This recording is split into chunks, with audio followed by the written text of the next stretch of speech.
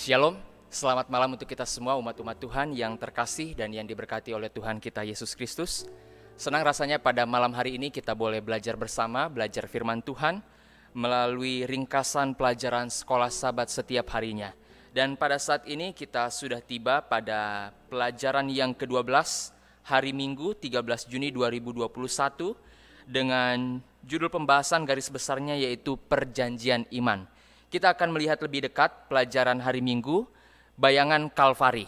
Sebelum daripada kita mempelajari firman Tuhan ini, kita butuh pertolongan Roh Kudus Tuhan. Oleh sebab itu, marilah kita sama-sama tunduk kepala, kita berdoa. Tuhan di surga, pada saat ini kami rindu untuk belajar pekabaran firman Tuhan. Bantu kami dengan tuntunan Roh Kudus-Mu untuk boleh mengerti betapa baik kasih dan murahnya kebaikan Tuhan, untuk mati di Kalvari, menebus kami daripada dosa, daripada maut, dan memberikan keselamatan berdasarkan kasih anugerah yang telah Kau percayakan kepada kami. Terima kasih Bapa, terpujilah nama-Mu, di dalam nama Tuhan Yesus kami berdoa. Amin. Kembali saya sampaikan pelajaran kita pada hari Minggu ini, judulnya adalah Bayangan Kalvari. Ayatnya bisa kita perhatikan dari Galatia pasal yang ke-6 ayat yang ke-14 dan Efesus pasal yang ke-3 ayat yang ke-18. Di pelajaran kita kali ini membahas tentang tokoh Paulus.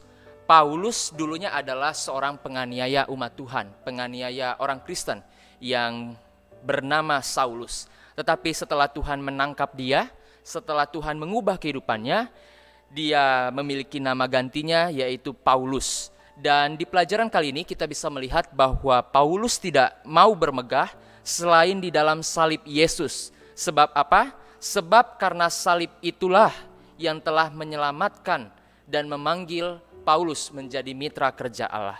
Bapak Ibu sekalian, kasih Yesus itu tidak bisa dipikirkan oleh manusia, betapa dalam, betapa luas, betapa panjang, dan betapa lebarnya untuk menanggung dosa-dosa manusia. Kita tidak bisa membayangkan bagaimana besarnya kasih Allah untuk menyelamatkan kita. Begitupun dengan cara keselamatan di Perjanjian Lama maupun keselamatan di Perjanjian Baru. Bahkan keselamatan di zaman kita sekarang, itu semua berdasarkan hanya karena kasih karunia melalui iman. Keselamatan bukanlah karena perbuatan. Jika keselamatan oleh perbuatan, maka rasa-rasanya manusia pasti akan diselamatkan semua dan menjadi kewajiban bagi Tuhan untuk memberikan keselamatan kepada manusia. Itu artinya Tuhan memiliki hutang kepada manusia bila keselamatan itu hanya berdasarkan perbuatan saja. Oleh sebab itu, kewajiban sebenarnya bukan kewajiban Allah, tetapi kewajiban manusia.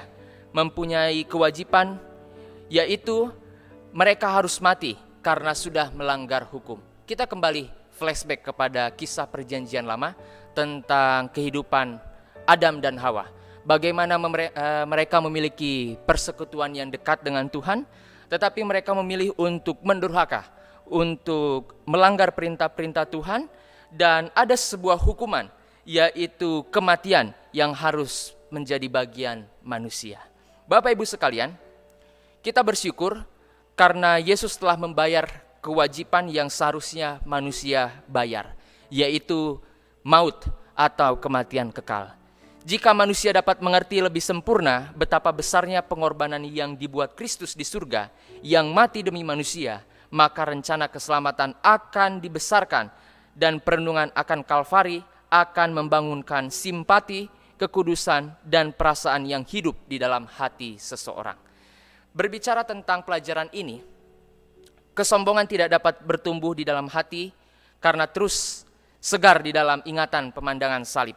Sehingga penderitaan Kristus begitu berat, itu tidak bisa dinilai dengan segala kekayaan yang ada di dunia ini. Saya teringat dengan pelajaran yang saya baca dari buku Pena Inspirasi.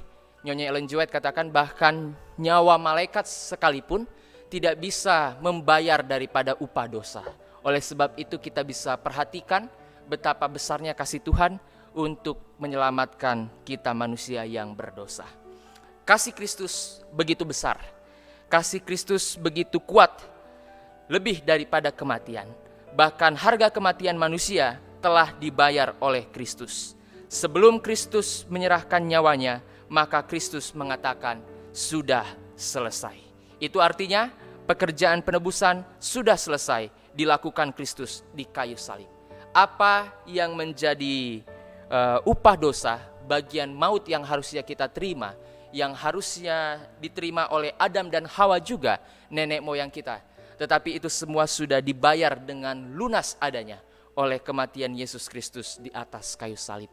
Inilah pekabaran yang luar biasa yang bisa kita dengarkan bersama dan juga menjadi perenungan bagi kita tentang betapa bukti kasih Tuhan Yesus yang luar biasa untuk menyelamatkan kita semua. Demikianlah pelajaran kita pada malam hari ini. Saya membawa pelajaran ini di dalam nama Tuhan kita Yesus Kristus. Amin.